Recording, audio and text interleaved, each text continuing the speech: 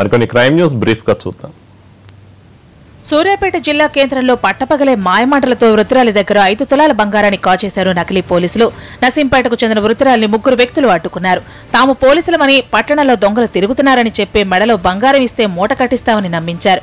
ఇంటికెళ్లి మూట తెరిచి చూస్తే అందులో అన్ని రాళ్లున్నాయి. దీంతో ఆమె పోలీసుల్ని ఆశ్రయించింది. ఏవీటీసింగ్కి పాల్పడే పోకిరీలపై కొరడా జులిపించారు విజయవాడ పోలీసులు. మహిళా రక్షక బృందాలతో స్పెషల్ రైడ్స్ చేశారు.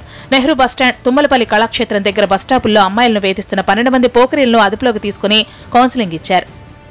పెద్దపల్లి జిల్లా సుల్తానాబాద్ మండల కేంద్రంలో శాంతినగర్లో పోలీసులు కార్డన్ సెర్చ్ నిర్వహించారు. డ్రైనేజీలో దాచిన బెల్లం పానకాన్ని ధ్వంసం చేశారు. ధ్రువపత్రాలు లేని 2 వీలర్లను స్వాధీనం చేసుకుని 2 నిందితుల్ని అదుపులోకి తీసుకున్నారు.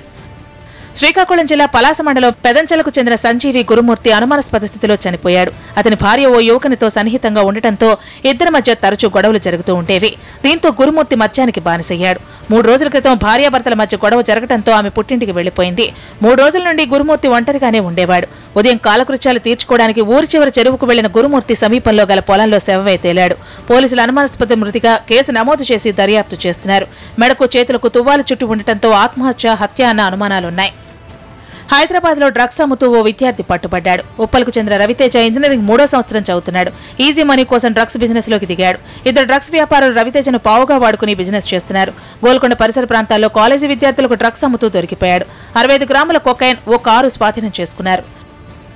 చిత్తూరు జిల్లా చిన్నగొట్టికల్లు మండలం దేవరకొండ అటవీ ప్రాంతంలో ఎర్రచందనాన్ని తరలిస్తున్న 3 అంతర్జాతీయ స్మగ్లర్లను అరెస్ట్ చేశారు పోలీసులు. వారి నుంచి 11 ఎర్రచందనం దొంగలు, ఇన్నోవా కారు, 1,60,000 నగదు స్వాధీనం చేసుకున్నారు.